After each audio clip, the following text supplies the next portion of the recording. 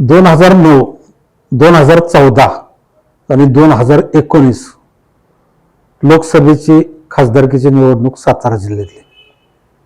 तिन्ही वेळा उदयनराजे भोसले हे राष्ट्रवादीकडून प्रचंड बहुमताने निवडून आले. या तिन्ही निवडणुकांमध्ये एक साम्य होतं, ते म्हणजे यात स्टार प्रचारक त्यांचे फक्त शशिकांत शिंदे होते, जे आमदार होते आणि उदयनराजेंसाठी त्यांना चांगले मतदान होण्यासाठी जीवाचं रान करण्यापैकी ते एक होते. नमस्कार, मी शिवाजी काळभोर, पत्रकार, सातारा. यशवंत महाराष्ट्र यूट्यूब चॅनलमध्ये आपलं स्वागत आहे.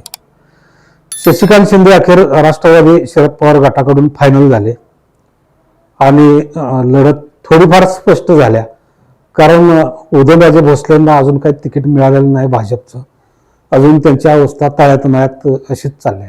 एकेकाळी उदयनराजेंच्या खासदारकीसाठी शशिकांत शिंदे यांनी जीवाचं रान केलं होतं. अक्षरशः सारखे ते धावत होते मतदान जास्त होण्यासाठी, मतांचं लीड वाढण्यासाठी.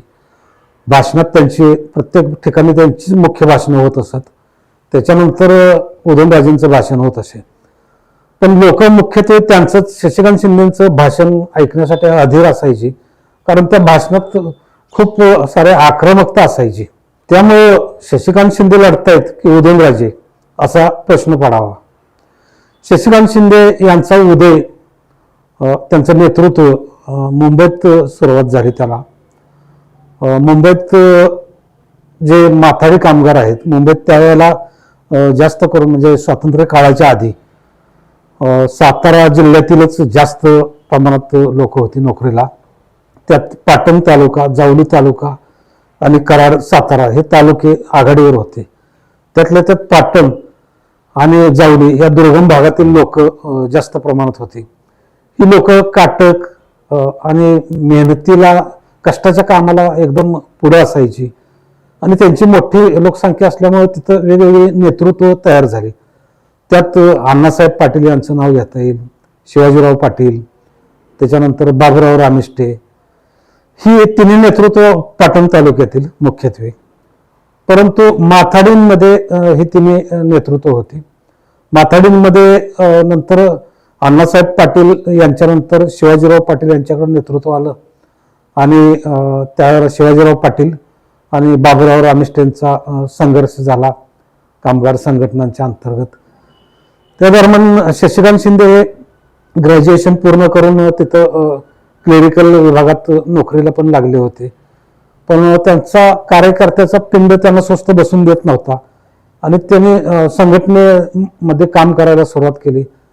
त्यात मग शिवाजीराव पाटलांना त्यांची मदत झाली आणि त्यांच्या नेतृत्वाचा तिथं उदय झाला थोडक्यात. त्यानंतर शरद पवारांनी तिथलं त्यांचं एकंदरीत कार्य वगैरे बघून त्यांना 1999ला जावलीतून संधी दिली. सदाशिव सपकाळांना त्यांनी पाडलं. त्यावेळेला त्यांच्या अगोदरपासून वसंतराव मानकुमरे हे जावलीत प्रवेशकर्ते झाले होते आणि त्यांनी बऱ्यापैकी वजन बसवलं होतं आणि जावलीची संघटना, जावली तालुका ते ताब्यात घेतील अशी शक्यता होती. त्या दरम्यानच शशिकांत शिंदे आले आणि त्यांचं अस्तित्व झाकळून जाऊ लागलं. त्यामुळं त्यावेळेची जे मानकुमरेंशी झालेले वाद वगैरे अगदी टोकाला गेले, ते अगदी हाणामारीपर्यंत तो संघर्ष आलेला होता आणि त्यानंतर ते एक झाले. मध्यंतरीच्या काळात भरपूर गोष्टी घडल्या. आता मानकुमरे हे जावली, सातारा जावलीचे आमदार शिवेंद्रसिंह राजे भोसलेंबरोबर असतात आणि शशिकांत शिंदेंना त्यांचा टोकाचा विरोध आहे. 1999-2004ला जावळी साताऱ्यातून शशिकांत शिंदे यांनी निवडणुका लढवल्या आणि जिंकल्या. त्यांना विशेष कोणी प्रतिस्पर्धी राहिला नव्हता.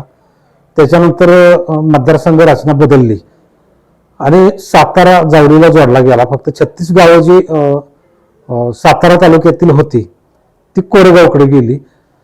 त्याच्यामुळं एकाच पक्षात राहून शिवेंद्रराजेंशी संघर्ष नको म्हणून शरद पवारांनी आणि त्यांनीही विचार केला की शालिनी ताई त्यावेळेला राष्ट्रवादीपासून दुरावल्या होत्या, विशेषतः मराठा आरक्षण प्रश्नामुळं. तिथं मग शशिकांत शिंदेने हात घालून तिथं तयारी केली. तिथं नेतृत्व पोकळी होती तिथं ते 2009ला निवडून आले. त्याच्यानंतर 2014ला निवडून आले. 2019ला त्यांनी ज्या शिवेंद्रराजे भोसले किंवा जास्त करून उदयनराजे भोसले यांच्यासाठी आकाश पाताळी एक केलं खासदारकीसाठी, त्यांनी त्यावेळेला त्यांना 2019ला धोका दिला आणि शशिकांत शिंदे हे गाफील राहिले आणि तिथून दोघांमध्ये चांगलंच वितुष्ट निर्माण झालं. शशिकांत शिंदेना जाणीव झाली, अर्थात दोघं पण पडले. उदयनराजे पण पडले लोकसभेला पोटनिवडणुकीला आणि शशिकांत शिंदे पण पडले. त्याच्यानंतर दोघात वितुष्ट निर्माण झालं आणि नंतरच्या काळात शिवेंद्रसिंह राजेंबरोबर पण वितुष्ट निर्माण झालं. त्यांना आपल्या सातारा जावळीत वाटेकरू कोण नको हवा होता आणि शशिकांत शिंदेना आता हे 2 मतदारसंघ सांभाळायचे होते, एक जावली सातारा आणि दुसरा कोरेगाव. ज्या शिवेंद्रसिंह राजेंनी आपल्याला पाडण्यास मदत केली किंवा ज्या उदयनराजेंनी मदत केली, त्यांच्या विरोधात इथून पुढे संघर्ष करायचा असा पवित्रा त्यांनी ठेवला.